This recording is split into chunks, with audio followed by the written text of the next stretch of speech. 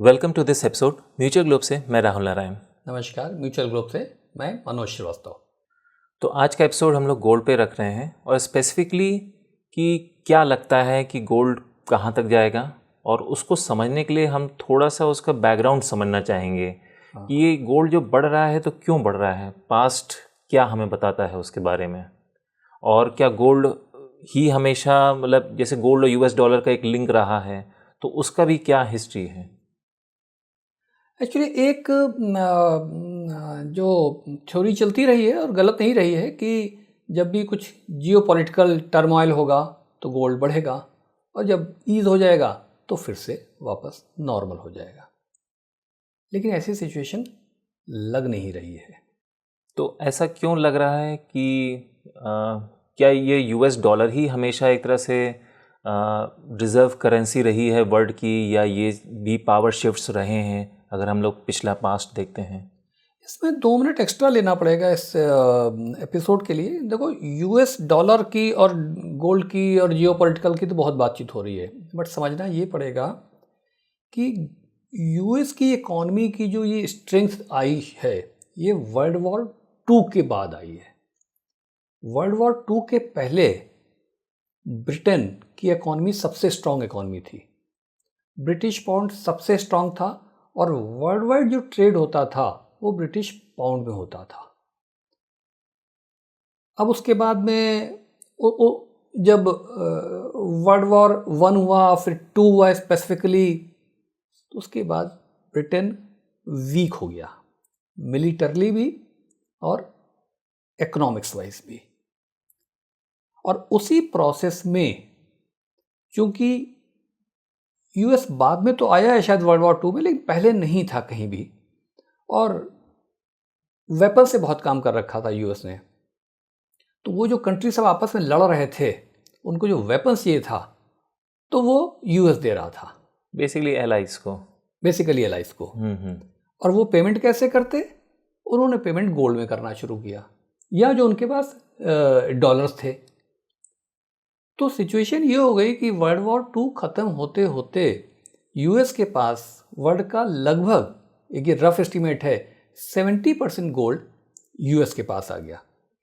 तो उधर जो किंग था, किंग से मतलब ऑफिशियल किंग नहीं, ब्रिटेन नंबर 1 था, वो डाउन हो गया, यूएस स्ट्रांग हो गया और वहाँ से यूएस ने एक पोजीशन अपनी ले ली। तो फिर वो 1944 में यूएस में एक ब्रेटन वुड्स कॉन्फ्रेंस हुई। वो उसकी जो लोकेशन थी वो Bretton Woods, New Hampshire, USA थी। और वहाँ पर एक कॉन्फ्रेंस के बाद में एक ब्रेटन वुड्स सिस्टम स्टार्ट किया गया जो जुलाई 1944 से शुरू हुआ था, ऑपरेशनल नेक्स्ट ईयर हुआ है, जिसमें यूएस डॉलर को गोल्ड के साथ पेग कर दिया गया सम $35 पर आउंस के हिसाब से। तो गोल्ड और यूएस डॉलर की पेगिंग के बाद में डॉलर इतना इम्पॉर्टेंट हो गया कि लोगों से मतलब और सेंट्रल बैंक्स ने और नेशंस ने डॉलर को गोल्ड ही मानते थे। तो जैसे पेगिंग का मैं एक मिनट कॉन्सेप्ट समझना चाहूँगा मैं भी, और अपनी ऑडियंस के एंगल से भी। पेगिंग का क्या मतलब होता है?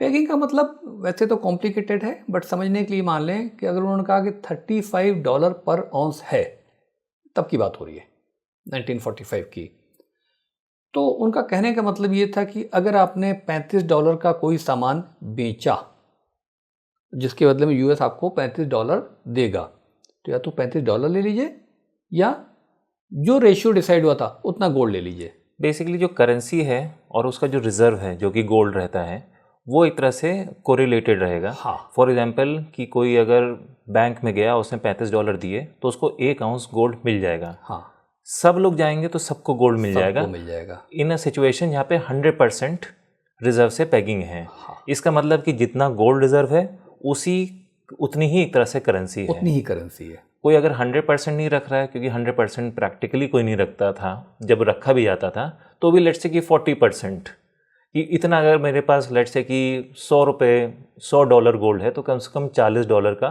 $100 करेंसी है तो $40 का गोल्ड होना चाहिए। तो मैं अपने एंगल से भी समझना चाहता हूँ, ऑडियंस के एंगल से भी। जैसे अभी आपने वर्ड यूज़ किया कि यूएस डॉलर गोल्ड से पैक कर दिया गया उस अग्रीमेंट में, उस कॉन्फ्रेंस में, इसका क्या मतलब हुआ? उसका मतलब सिंपल भाषा में ये है कि भाई आप $35 पर आउंस के हिसाब से पैक किया गया था, तो $35 गोल्ड के बराबर है। आप या तो डॉलर में ले लीजिए या गोल्ड में ले लीजिए, कोई लेता नहीं है। लेकिन एक कंफर्ट लेवल आ गया, तो उसके हिसाब से जब इतना कंफर्ट लेवल आ गया डॉलर पे, तो लोग सोचते थे कि लोग से मतलब और कंट्रीज, उनके सेंट्रल बैंक्स, कि जो मेरे पास रिजर्व है, कंट्री ए, कंट्री बी, कंट्री सी, वो मैं गोल्ड में रखूँ या डॉलर में रखूँ, एक ही बात है। अब गोल्ड को तो मूव कराना बड़ा मुश्किल काम होता है, तो डॉलर को रख लो या यूएस के ट्रेजरी बॉन्ड को रख लो, which is denominated into dollar. तो वहां पे स्ट्रेंथ आ गई और यूएस स्ट्रांग तो हो ही चुका था। लेकिन उसके बाद फिर क्या हुआ कि वियतनाम वॉर हुआ, फिर काफ़ी एक्सपेंशन करना था फॉर गुड रीजंस यूएस को, अपनी इकॉनमी के लिए, अपने इंफ्रास्ट्रक्चर के लिए। तो उनको अब डॉलर की और ज़रूरत थी, प्रिंट करने की और ज़रूरत थी। अब जब प्रिंट करने की ज़रूरत थी और उस प्रपोर्शन में गोल्ड तो बढ़ा नहीं सकते हैं, वहाँ तक तो बढ़िया चला था यूएस का। अब यूएस कुछ वॉर में चला गया, जैसे वियतनाम वॉर, उस वक्त बहुत ज़्यादा नुकसान किया यूएस का। अपनी इकोनॉमी के लिए भी, इंफ्रास्ट्रक्चर के लिए भी बहुत सारी चीज़ें करनी थी, बहुत सारे उनके स्पेस रिलेटेड प्रोग्राम्स चल रहे थे, जैसे बहुत पैसे लगते हैं। मेडिकेड, वो जो सोशल वेलफेयर वाला, काफ़ी सोशल वेलफेयर वाला था, विच वॉज गुड, कंट्री के लिए चाहिए। लेकिन अब वही वाली बात है, जैसे कि एक फैमिली में होता है कि भाई जितने रिसोर्सेज हैं उससे थोड़ा ही ऊपर आप जा सकते हैं, बहुत ज़्यादा जाएंगे तो अब उनके पास गोल्ड तो उतना बढ़ नहीं सकता था। तो फिर 1971 में निक्सन जिस वक्त थे, उन्होंने आकर के ये जो पेगिंग थी गोल्ड एंड डॉलर की, वो ख़त्म कर दी। इसका मतलब ये हो गया कि कानूनन अब यूएस फेड को या यूएस गवर्नमेंट को गोल्ड से कोरिलेशन ख़त्म हो गया। अब जितनी मर्जी चाहे वो डॉलर प्रिंट कर सकते हैं, ज़रूरत थी उनको। लेकिन फिर जब कोई कंट्रोल नहीं होते हैं, कोई तो होना चाहिए ना, कंट्रोल नहीं होते हैं, तो वो प्रिंटिंग अंधाधुंध शुरू हो गई। और वो जो अंधाधुंध प्रिंटिंग शुरू हो गई, जिस वजह से, अच्छा प्रिंटिंग क्या होता है, ऐसा तो है नहीं कि यूएस ने डॉलर प्रिंट किया और जा करके एक दूसरे कंट्री पोलैंड को दिया, भाई ये ले लो, नहीं। पोलैंड को, मैं एग्जांपल के लिए पोलैंड कर रहा हूँ, या किसी को भी, इंग्लैंड को भी जब चाहिए तो वो जो ट्रेजरी पेपर होते हैं, जो लोन पेपर होते हैं, वो ले लेते हैं यूएस का, जिस पे यूएस उनको ब्याज भी देता है, और वो अपने रिजर्व में रख लेते हैं। मैं गोल्ड रखूं या डॉलर रखूं, क्योंकि गोल्ड से तो डीलिंग हो चुका था, लेकिन डॉलर पे ट्रस्ट था, जो टेक्निकली जिसको फिएट करेंसी बोलते हैं। तो ये अपना प्रिंट करते गए डॉलर, अपने ट्रेजरी बॉन्ड निकालते गए और दूसरे कंट्रीज रखते चले गए। तो ये जो सिस्टम है, जो आपने नाम लिया फिएट करेंसी, आई बिलीव सारी major countries, it's not just कि यूएस है उसमें है, चाहे वो इंडिया हो, चाहे सभी हैं, चाइना हो, चाहे फ्रांस हो, अब कोई भी अपनी करेंसी गोल्ड में पैक करके नहीं करता है। बेसिकली कहते हैं हमारे ऊपर ट्रस्ट करो, हम कह रहे हैं कि हमने इतना प्रिंट किया तो हम उसके लिए ट्रस्ट करो। आपके इंडियन रुपये में तो क्या होता है, वो लिख के दिया था ना कि मैं धारक को इतना रुपए देने का वचन देता हूँ, ये तो होता है। तो अब सब जगह फिएट करेंसी है, यूएस में भी वही हुआ। लेकिन वो अंधाधुंध प्रिंट होता चला गया। अंधाधुंध प्रिंट होने का मतलब ये है कि यूएस के ऊपर लोन बढ़ता चला गया। थोड़ा अजीब लगता है, लेकिन यूएस के ऊपर लोन बढ़ता चला गया, क्योंकि वो ट्रेजरी बॉन्ड प्रिंट कर रहे थे, लोन के पेपर प्रिंट कर रहे थे, दूसरे सेंट्रल बैंक्स खरीद रहे थे, वो खुश थे। अब सिचुएशन ये आई कि अच्छा चला, लेकिन हर चीज़ की एक लिमिट होती है। जब लिमिट के बियॉन्ड होने लगा, तब यूएस को भी समझ में आया और वर्ल्ड वाइड ट्रेजरीज को भी समझ में आया कि भाई यूएस पे तो ये लोन बहुत हो गया है। आप समझिए कि उस वक्त जो 1971 की जो बात है, तब $1 ट्रिलियन से भी कम का लोन था यूएस के ऊपर।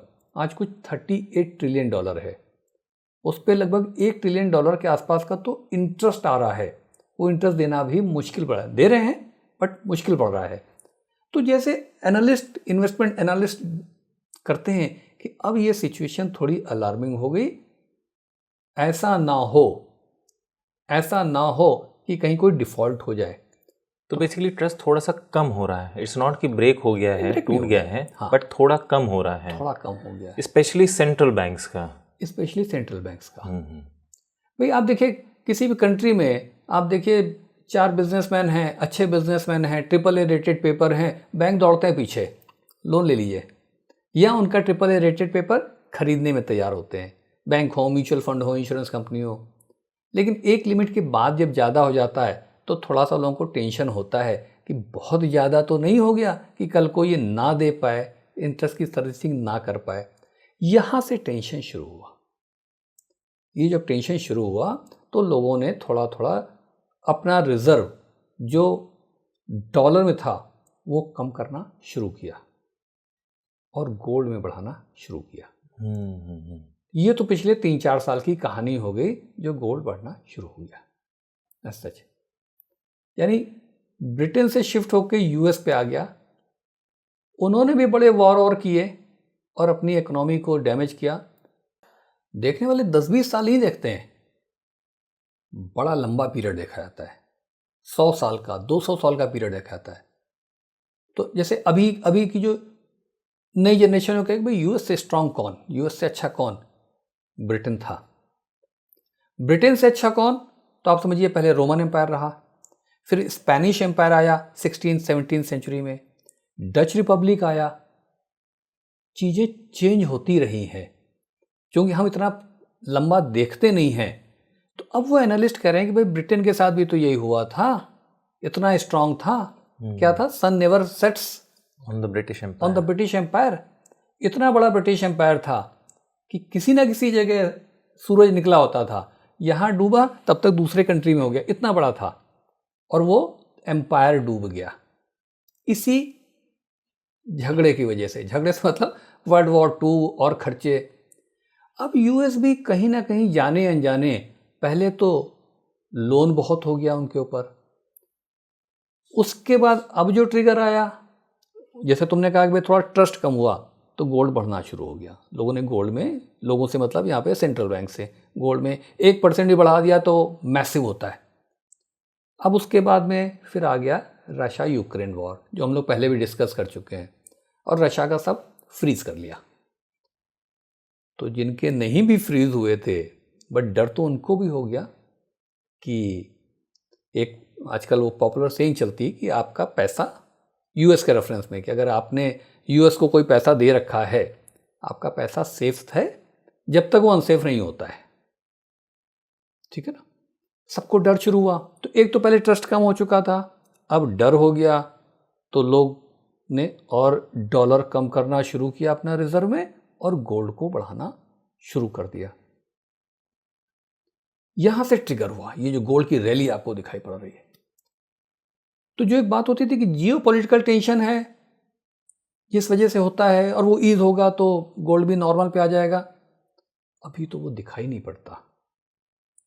अब देखिए वेनेजुएला वाली प्रॉब्लम हो गई, यूएस ने जाके प्रेसिडेंट को उठा लिया, लोग बहुत सधे हुए रिएक्शंस दे रहे हैं, जो कि ठीक भी है डिप्लोमेसी वाइज, लेकिन डर तो सब गए होंगे कि प्रेसिडेंट को उठा सकते हैं ये, तो अगर हमारा कोई रिजर्व वहाँ रखा हुआ है तो उसको तो कब यूएस बोल दे कि भाई ये आपका नहीं है, खत्म हो गई बात। ये अब उसको और एग्रीवेट करेगा। इट डजंट मीन कि कल 10% गोल्ड बढ़ जाएगा, कल 20% गोल्ड बढ़ जाएगा, नहीं, वो मतलब नहीं है। बट एक लॉन्ग टर्म के एंगल से यहाँ से अभी गोल्ड कमज़ोर होता हुआ नहीं दिखाई पड़ रहा है मुझे, ये क्लियर है। तो अब यहाँ से क्या लगता है कि ये प्राइस कहाँ तक पहुँचेगा गोल्ड का अगले कुछ सालों में? प्राइस प्रेडिक्शन करना तो सही नहीं है, क्योंकि कोई नहीं कर सकता है। एक एनालिसिस की जाती है जिसके हिसाब से गोल्ड स्ट्रॉन्ग लग रहा है। हाँ, अब जो एक्सपर्ट्स हैं उस फील्ड के, अब जैसे कि मैं कहूँ कि गोल्डमैन सैक्स जो है, या उसी तरह के जो और बैंक्स हैं, उनके हिसाब से 2026 तक $5,000 हो जाना चाहिए। बट उसी में कुछ और भी एक्सपर्ट्स आ जाते हैं। एक रिसर्च फर्म है यार्डेनी करके, तो यार्डेनी का व्यू बन रहा है कि भाई 2026 तक ये कुछ $6,000 हो सकता है, मतलब इस साल के एंड तक। हाँ, इस साल के एंड तक। $6,000 हो सकता है। ड्यूश बैंक भी कुछ इस तरह से बोल रहा है $5-6 के आसपास। और भी जो बड़े बड़े बैंक्स हैं वो लगभग $5-6 की बात तो कर ही रहे हैं यहाँ से। 10-15% तो बोल ही रहे हैं। 10-15% तो बोल रहे हैं। ऑफ कोर्स गार्डेड लैंग्वेज में बोलते हैं, बट कि भाई ये होगा तो ये होगा, लेकिन ये बोल रहे हैं। एक और एक्सपर्ट हैं जो बड़ा, वो थोड़ा सा, अब आप जो भी उनको कहिए, बहुत ही ऑप्टिमिस्टिक हैं, जिम रिकॉर्ड्स करके, उनके हिसाब से $10,000 हो जाना चाहिए। कब तक? साल के एंड तक? साल के एंड। तो $10,000 का मतलब है कि यहाँ से डबल होगा नहीं होगा ये तो टाइम ही बताएगा। तो पॉइंट ये है कि डॉलर के कंपैरिजन में गोल्ड जो बात है, गोल्ड बढ़ना चाहिए। इंडिया में थोड़ा और महंगा हो जाना चाहिए, क्योंकि ये तो बात डॉलर के टर्म्स में हो रही है और आप डॉलर के टर्म्स में भी वीक हो रहे हैं, और जिस तरह से डेवलपमेंट है वो हो गई होगा। तो इस समय कितना, 90 रुपये के आसपास, 89-90 रुपीस डॉलर है। अब पता नहीं साल बर्बाद क्या है, साल बर्बाद क्या होगी। तो ये तो डॉलर टर्म से बात हो रही है। $5,000, $6,000, $10,000, और फिर आप डॉलर के अगेंस्ट वीक हैं, तो ये दोनों कॉम्बो मिलाएं तो गोल्ड का दाम ठीक ठाक बढ़ना चाहिए। राइट। तो फिर अब इन्वेस्टर की अब क्या स्ट्रैटेजी हो इस समय? अब इन्वेस्टर फंसता है आकर के, क्योंकि सब कह रहे हैं बढ़ना चाहिए, तो सोचता है मैं भी ले लूं। फोमो वाला तो चीज़ है ही, फियर ऑफ मिसिंग आउट। लेकिन किसी भी पॉइंट पे, आज इस रेट पे गया और किसी भी पॉइंट पे कोई भी वजह हो गई, रुक गया, तो मुझे लगता है कि गोल्ड से दूर तो नहीं रहना चाहिए। अगर आप वन टाइम इन्वेस्टमेंट करने की सोच रहे हैं, तो दिल मजबूत रखने के लिए आप मान के चलिए यहाँ से 15% के आसपास कभी भी गिर जाए और आप परेशान नहीं हो, तब तो वन टाइम कीजिए। ये 15%, 20% भी हो सकता है। मैं इसलिए कर रहा हूँ ताकि दिल मजबूत रहे, तभी कीजिए, और नहीं तो SIP कर दीजिए। फिजिकल गोल्ड में मत कीजिए। गोल्ड की ETF हैं, गोल्ड के म्यूचुअल फंड्स हैं, वो देख करके आप SIP कर सकते हैं। साल भर तक SIP करते रहें, मुझे लगता है कि वो अप्रोच बेटर रहेगी। हाँ, अनटिल आप तैयार हैं कि ठीक है 15% घटता है तो ठीक है, तो उसका फ़ायदा भी आपको मिलेगा। ये मुझे गोल्ड के बारे में अभी लग रहा है। ठीक है, तो इसके बेसिस पे हमारे ऑडियंस के कोई क्वेश्चंस हैं तो प्लीज़ वो आप कमेंट्स में उन्हें पूछिएगा और नेक्स्ट एपिसोड में उसका आंसर देने की कोशिश करेंगे। तब तक के लिए गुड बाय। हाँ, लेकिन ये चीज़ की जरूर कह देना चाहते हैं, अगर आपको एपिसोड अच्छा लगा हो तो प्लीज़ इसे लाइक करिए, शेयर करिए और सब्सक्राइब करिए। Okay, thank you.